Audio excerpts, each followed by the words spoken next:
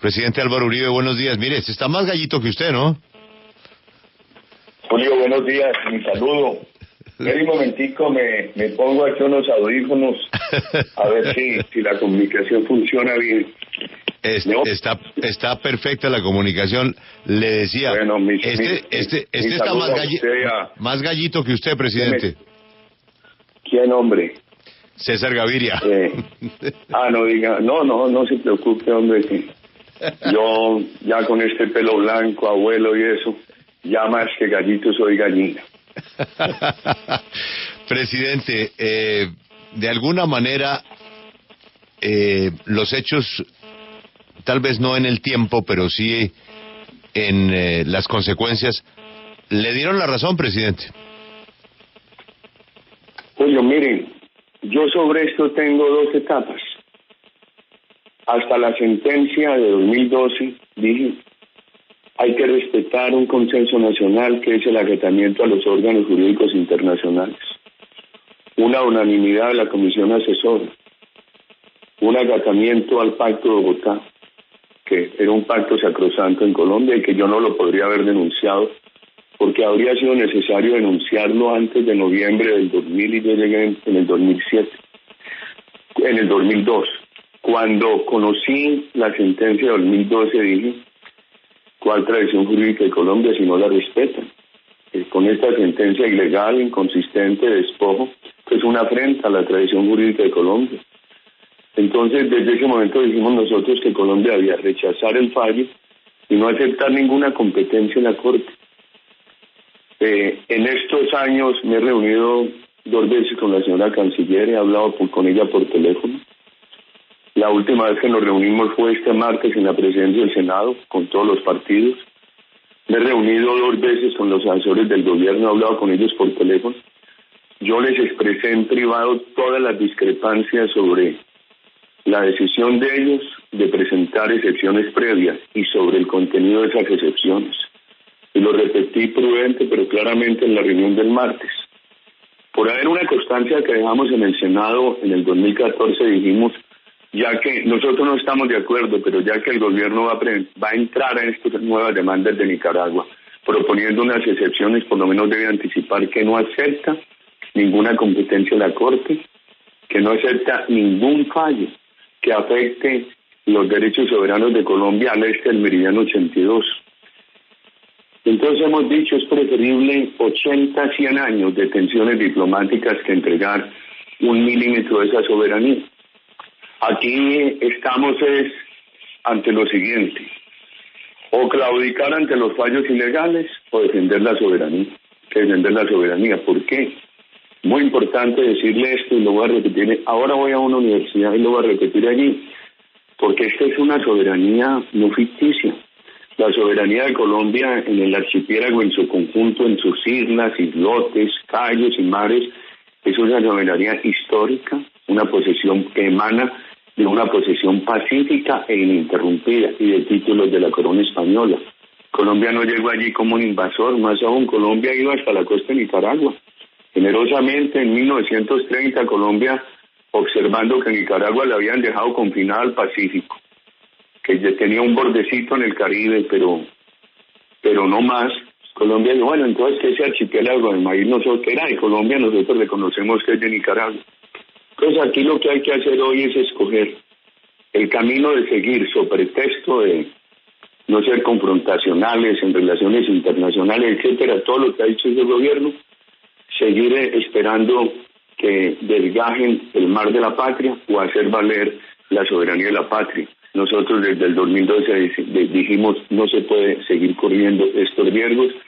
Y hoy le repetimos a través de la W a los colombianos. Nos parece que cuando Colombia perdió con el Perú, perdió con Brasil, entregó los monjes, se crearon muy malos precedentes. Hoy se necesita otro precedente. No se entrega 1 milímetro al este del Meridiano 82 por esa soberanía que ya he explicado que es histórica, de títulos y de una posición pacífica e ininterrumpida. ¿Defenderla cómo? Diplomáticamente y por todos los medios que tiene un Estado. Diplomáticamente, ¿qué haría yo hoy? Haría un recorrido por el mundo, China, Rusia, Asia, Estados Unidos, Europa, Sudamérica, el Caribe explicando cómo estos fallos de la Corte y respetan esa soberanía son ilegales e inconsistentes y Colombia no puede aceptar que la desgajen por actuaciones políticas de las Cortes internacionales. Expresidente y hoy senador Álvaro Uribe, ya seguimos con el tema de fondo, pero quizá no quisiera avanzar en la entrevista sin que usted nos aclarara una duda que teníamos desde muy temprano. Y es, ¿usted coincide con la decisión del gobierno de no acudir más ante el Tribunal de la Haya en esta discusión que tenemos con Nicaragua? Vimos ayer la foto y el pronunciamiento del presidente Santos acompañado de todos los sectores políticos. Todos los sectores políticos estaban ahí al lado del presidente, pero nadie de su partido. ¿Por qué? A pesar de que coinciden con las posiciones. A ver, es Camila, ¿cierto? Camila. Sí, señor. ¿Aló? Sí, señor. Sí, no, mira lo siguiente. Primero, esto lo venimos pidiendo nosotros desde que se conoció la sentencia de 2012. Lo pedimos en una constancia que dejamos en el Senado de la República recién llegados allí en el 2014. Ayer hicimos alusión a ella. Lo hemos pedido en varias oportunidades. Lo pedimos el martes en la reunión en la cual estuvo la señora canciller convocada por el presidente del Senado con todos los partidos políticos. La verdad, incluso la canciller públicamente salió hace 1 o 2 semanas a rechazar nuestro pedido. Entonces, nosotros hemos venido diciendo desde 2012, aquí el único camino es hacer defender la soberanía, resistir 80, 100 años de tensiones diplomáticas, pero no entregar 1 milímetro al este del meridiano 82. Lo hemos venido diciendo nosotros con argumentos desde que se conoció esa sentencia de 2012. Y que entiendo que Alfredo Rangel, que es nuestro vocero en el Senado de la República, firmó ayer el comunicado con todos los partidos y previamente nosotros hicimos ayer un comunicado que yo lo entregué a los medios de comunicación alrededor del mediodía, que está en consonancia con todo lo que venimos diciendo desde 2012. Presidente, yo le quiero preguntar sobre su propuesta de convocar a una consulta popular con el fin de que sean los colombianos quienes ratifiquen los límites marítimos de Colombia. Pero, presidente, ¿qué peso jurídico tendría esta consulta popular, ya que pues desde el punto de vista jurídico no es oponible a terceros países? Esa consulta que han propuesto algunos compañeros del Centro Democrático y hemos acogido todos, la ha propuesto el senador Iván Duque, nos parece de la mayor importancia, porque es un pronunciamiento político del pueblo colombiano para hacer respetar la soberanía.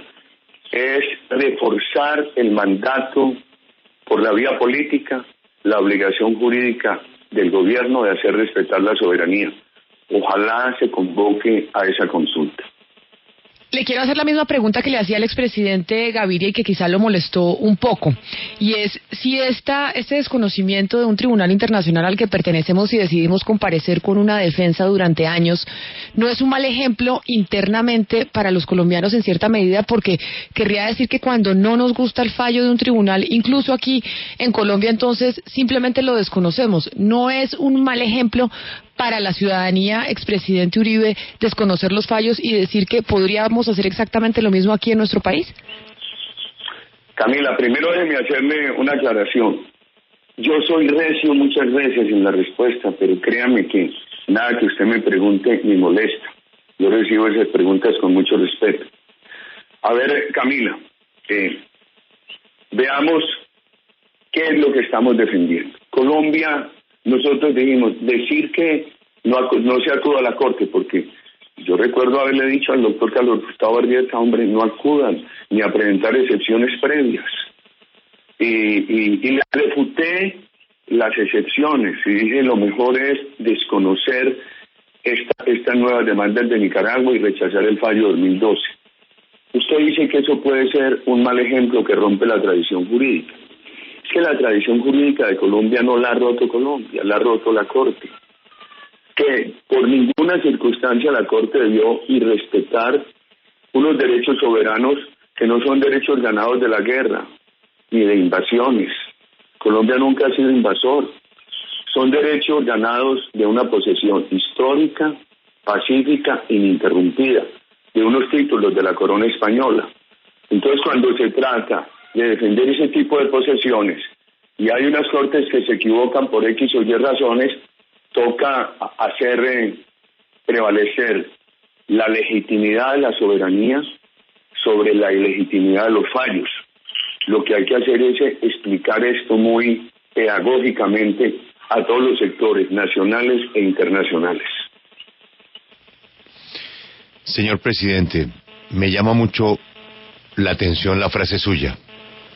Es mejor soportar un siglo de dificultades diplomáticas que ceder 1 milímetro de la patria. Eso también tiene un costo, que es dejar a un lado nuestro prestigio jurídico, ¿no? Julio, mire, justamente por ese prestigio jurídico de Colombia, es que yo no me atreví a romper con la Corte cuando fui presidente. Y porque había sectores muy contentos que porque en aquel incidente de 2007 la Corte había dicho que San Andrés era de Colombia, no obstante que negó que el meridiano 82 fuera límite de aguas. Por eso el prestigio jurídico, porque el pacto de Bogotá era considerado algo sacrosanto en Colombia, el pacto de Bogotá de 1948, por la unanimidad de la comisión asesora. Por todo eso yo no me atreví. Imagínense, si este gobierno es el mismo que ha dicho que mi política internacional era confrontacional, ¿qué se hubiera dicho donde yo me hubiera atrevido? ¿Por qué lo vengo diciendo desde 2012? Porque esa tradición jurídica no la rompió Colombia, la irrespetó la Corte. Lo que ha hecho la Corte quita todas las razones de confianza que soportan la tradición jurídica de Colombia. Entonces Colombia no puede permitir que la sigan maltratando. Vean los antiguos mapas de Colombia, lo que perdimos con Brasil, con el Perú, etcétera. Los monjes. Que y nosotros lo venimos diciendo en 2012, esta es una gran oportunidad para que Colombia modifique esa tendencia diplomática y diga nuestros derechos soberanos, ganados en la historia, en títulos legítimos, no producto de invasiones ni de guerras, esos derechos soberanos los hacemos respetar. Es que nuestro deber es un deber con el pueblo colombiano, con las nuevas generaciones, de los colombianos sanandresanos, dueños de ese mar, etcétera. No un deber con unas cortes que desconocen esto y lo desconocen ilegal y arbitrariamente. Ahora sí, podemos tener muchos años de tensiones diplomáticas y eso habrá que enfrentarlo. Por eso creo yo que una acción diplomática es explicarle esta posición de Colombia al mundo, explicar de dónde emana esa soberanía que Colombia invoca, explicar todo este error fundamental que consiste en una ilegalidad, en una inconsistencia, en un despojo de los pretendidos fallos de la Corte de La Haya, explicarle al mundo por la acción diplomática y hacer pedagogía en Colombia. Yo he venido haciendo pedagogía estos años, hoy voy a ir a una universidad a decir lo mismo. Entonces aquí hay que hacerle ver al mundo que nosotros no estamos en contra del derecho, sino en contra del quiebre del derecho por quienes tienen que administrarlo. En este caso, quien ha quebrado el derecho no es Colombia, sino la Corte Internacional de La Haya. Senador, para conocer por qué se llegó a este punto es importante saber, para que no se repitan los errores, qué fue lo que pasó en el camino. Usted menciona un tema que es el del meridiano 82, cuando en su momento la Corte dijo que ese no era el límite. ¿No era esa ya una alerta muy preocupante de lo que podía pasar? Era una alerta, pero allí había bastantes temas de un lado y del otro para pensar que era una alerta, pero no una alerta suficiente, porque ese mismo fallo de secciones preliminares entró en un tema de fondo. Dijo que San Andrés era de Colombia, cuando usted recuerda que la demanda que propuso Nicaragua por allá en diciembre de 2001 y que para haberle evitado habría sido necesario retirarse del Pacto de Bogotá un año antes, o sea, a finales del 2000. Yo llegué en el 2002 ya era tarde. Usted sabe que esa demanda pretendía también que le reconocieran toda la soberanía sobre San Andrés. Entonces diría yo que el fallo 2007 es un fallo de cal y de arena, de claros y oscuros. Y entonces seguía la unanimidad en la comisión asesora. Yo trabajé fue con la unanimidad de la comisión asesora. Yo recuerdo que, contrariamente a lo que se ha dicho del expresidente López Michelsen, él con el expresidente Turbay, ambos fallecidos, y los otros expresidentes fueron defensores de que Colombia tenía que respetar el Pacto de Bogotá y que Colombia tenía que mantenerse en esa tradición jurídica. Pero además se dijo jurídicamente lo siguiente, que ya que se desconocía el meridiano 82 como límite de agua, lo dijeron los abogados, yo no estoy de acuerdo, yo siempre dije que el meridiano 82 era límite de aguas porque era el derecho consuetudinario de la época. ¿Cómo se definían los límites en 1930, cuando no había Convención del Mar, por acuerdo entre los estados? Era la costumbre, y esa costumbre no estaba en contra de la ley. Yo defendí eso, incluso contra muchos colombianos que negaron que eso fuera parte del derecho consuetudinario. Yo sigo defendiendo ese tema. Pero entonces se dijo por los abogados, bueno, negaron el meridiano 82, pero no pueden negar la línea media, equidistante entre las costas, que fue lo que propuso Colombia después de 2007. Entonces se habló del concepto de equidad y no lo pueden incorporar, porque el concepto de equidad emana de la Convención del Mar de 1982, de la cual Colombia no es signataria. Y oiga lo que dijo la Corte. Negó el concepto de la línea media e impuso a Colombia el concepto de equidad, que Colombia no lo había adherido. Entonces, digamos, algunos dicen, bueno, pero lo podía imponer porque lo que era derecho para Nicaragua tenía que aplicarse como costumbre internacional en contra de Colombia. Esa es una discusión. Entonces digamos lo siguiente, pero es que lo aplicaron ilegalmente, porque cuando usted lee la Convención del Mar de 1982, el concepto de equidad es ir alrededor de muchas circunstancias, la proporcionalidad entre las aguas y el territorio y aspectos de dependencia social. Se desconoció en la sentencia del 2012 y es uno de los factores de ilegalidad que nosotros hemos señalado, al aplicar el concepto de equidad, la dependencia socioeconómica que compatriotas de San Andrés han tenido de los bancos de pesca del norte. Además es ilegal porque se rompió un archipiélago histórico que es tan indivisible como un archipiélago estado. En fin, nosotros señalamos todas las circunstancias de ilegalidad y todas las circunstancias de inconsistencia. ¿Cómo no va a ser inconsistente la sentencia de 2012? Se dice que los Cayos del Norte, que por ahí en el 30 no se definieron en el tratado a favor de Colombia porque estaban en disputa con Estados Unidos y con Jamaica, que los Cayos del Norte son de Colombia, donde Colombia ha ejercido una jurisdicción eficaz, pero le pretende entregar a Nicaragua un pedazo del mar donde Colombia también ha ejercido una jurisdicción eficaz. Porque tengo que decir esto, un colega de ustedes me decía, pero si eso estaba advertido apenas en el gobierno Pastrana, no, desde mucho antes.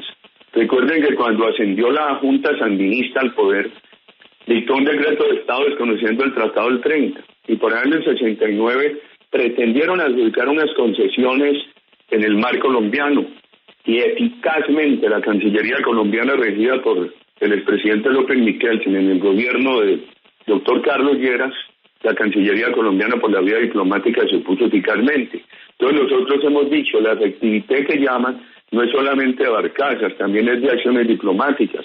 Y hubo tanta eficacia en la protección de los Cayos del Norte como en la protección de ese mar que le pretenden arrebatar a Colombia. Y por eso hemos dicho, ¿por qué? Para reconocernos lo del norte reconocen la eficacia y desconocen una eficacia que se dio para quitarnos un pedazo del mar. Hemos dicho que esa sentencia es inconsistente. Por todo eso, nosotros nos hemos venido oponiendo a esa sentencia, amigo Félix.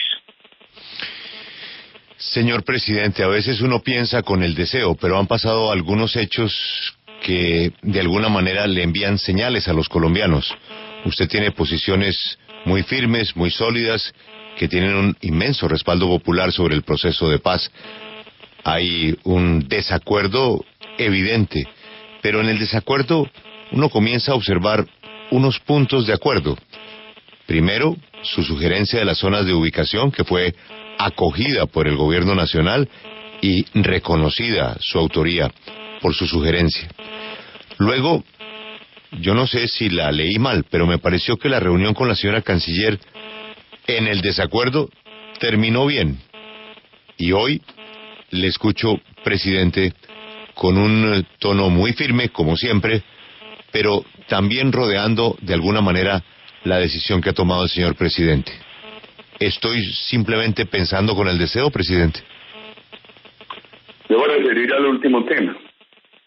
He sido creo que muy respetuoso en las reuniones con la señora canciller, con los asesores del gobierno y en las llamadas telefónicas.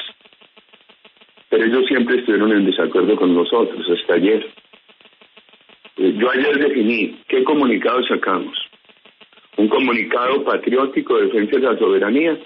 ¿O simplemente aprovechamos las circunstancias de este fallo para abundar en nuestros argumentos sobre el mal manejo del gobierno? Digo, nada, es el momento de defender la soberanía de la patria. La verdad es que nosotros no estuvimos de acuerdo ni con que se hubiera acudido, así fuera a presentar excepciones previas, ni con los argumentos de las excepciones previas. Y se lo repetimos a la señora canciller el día martes. Recuerde que hace 2 o 3 semanas, cuando nosotros repetimos que Colombia debería anunciar que no aceptaría ninguna decisión de la Corte que pusiera en riesgo 1 milímetro de la soberanía de Colombia al este en Meridiano 82, la canciller medios rechazar eso. Solamente vinieron a aceptar ayer, pero está superado el tema. Ahora lo que hay que pensar es, sí, porque hasta ayer todo lo que hacía nuestro Uribe es confrontacional, una cosa y la otra, recuerde.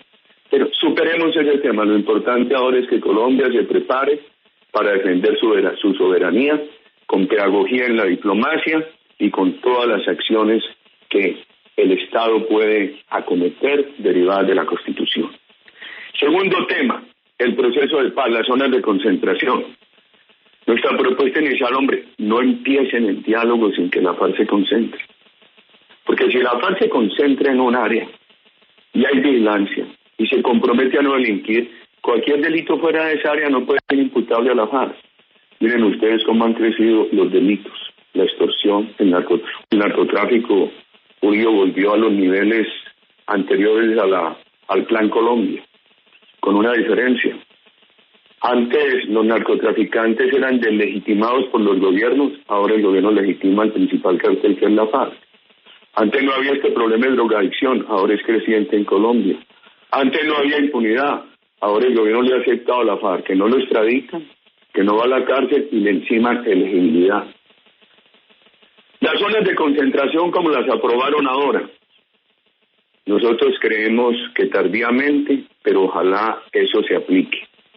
Para nosotros es urgente que la FARC se concentre y no es urgente firmar el acuerdo.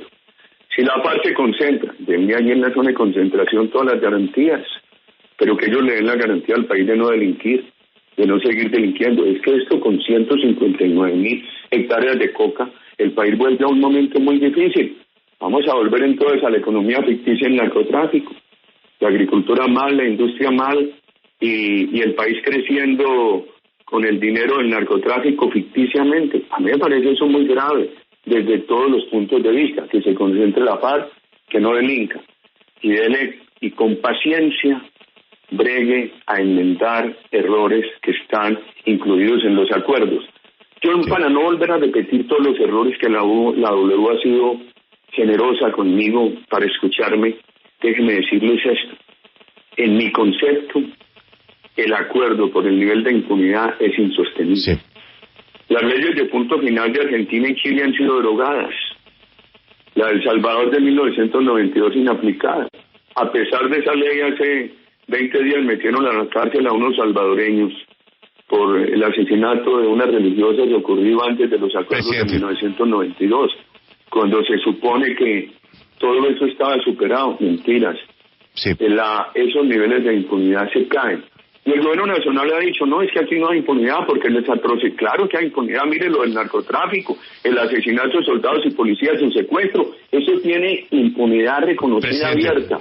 Y la impunidad disfrazada, cuando el gobierno dice, no, es que las atrocidades van a ser juzgadas, investigadas y sentenciadas. Perdón, no tendrán cárcel y habrá elegibilidad política.